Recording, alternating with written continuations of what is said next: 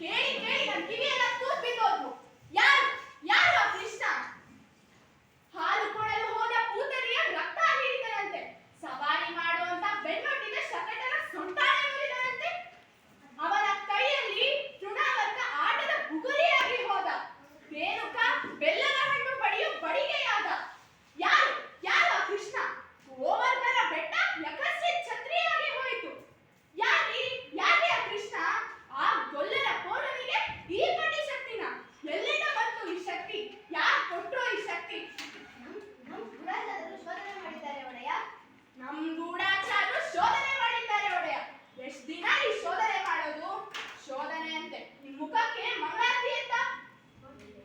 ಮಾಹಿತಿ ಸಂಗ್ರಹಕ್ಕೆ ಕೊನೆ ಹಂತಕ್ಕೆ. ಕೊನೆ ಹಂತಕ್ಕೆ? ಯಾಕೆ ಕೊನೆ ಹಂತಕ್ಕೆ? ಕೊನೆ ಹಂತಕ್ಕೆ ಬಂದಿದೆ, ಬರ್ಲಿ ಬಿಡಿ.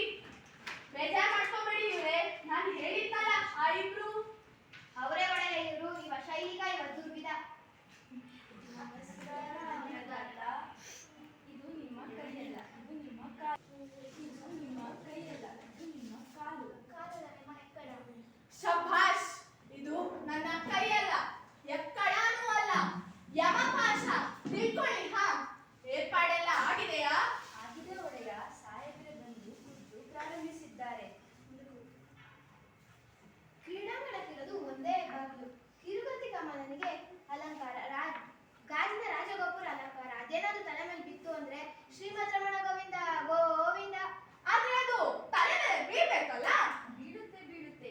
ಇಡೀ ರಚನೆ ಒಂದು ಸಣ್ಣ ಕೀಲಿನ ಮೇಲೆ ನಿಂತಿರುತ್ತದೆ. ಅದನ್ನು ಏನಾದ್ರೂ ಎಳೆದರೆ ಬಿಟ್ಟರೆ ಮುಗಿತು. ಬೇರೆ ದಾರಿನೇ ಇಲ್ಲ ಅಂತೀನಿ. ಅಂತೀರಿ ಅಂತೀರಿ, ನನ್ನ ತಲೆ ನಿಂತಿರಿ. ಸುಮ್ನೆ ಇನ್ನೊಂದ್ ಬಾಗ್ಲು ಇಡ್ರಿ. ಇನ್ನೊಂದು ಬಾಗ್ಲ?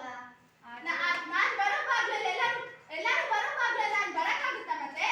ಆದ್ರೆ ಒಡೆಯ, ನಿಮ್ ಬುಡೆ ಒಡೆಯ ಸಕ್ಕೊಳ್ರಿ ಆಚೆ. ನೀನು ಬಾಯಿ. ಅಪ್ಪಣೆ ಆಗಬೇಕು ಅನ್ನೋದಲ್ಲ. ನಮ್ ಪಟ್ಟದಾನೆ ನೋಡಿದ್ಯಾ? ಹೆಸರು ಕೇಳಿದ್ಯಾ ಅದ್ರದ್ದು? ಹಾ, ಕುವಲಯ ಪೀಡ. ಕುವಲಯ ಪೀಡ. ಔಷಧ ಪತ್ತೆಯೆಲ್ಲ ಮಾಡ್ದ. ಹಳದಿ ಬಣ್ಣ ಹೊಡೆದ ಮೈ ಮೇಲೆ ಈ ಅಂತ ಬಿಡುತ್ತೆ. ಬೀಳ್ಬೇಕು ಮತ್ತೆ ಬೀಳ್ಬೇಕು. ಕೆಲ್ಸ ಎಲ್ಲ ಆದ್ಮೇಲೆ ಮತ್ತು ಹಾರಿಸ್ಬಿಡಿ. ಇಲ್ಲ ಅಂದ್ರೆ ಮಕ್ಳು ಮರಿ ಇರ್ತಾವೆ ಪಾಪ ಅಲ್ವಾ ಮತ್ತೆ? ನೀವಿನ್ನು ಹೊರಡಿ. ಒಂದ್ ನಿಮಿಷ ಇರಿ. ಇಲ್ಲಿ ಕೊಯ್ದ ಮೋಟು ಯಾರಿಗೂ ಗೊತ್ತಾಗ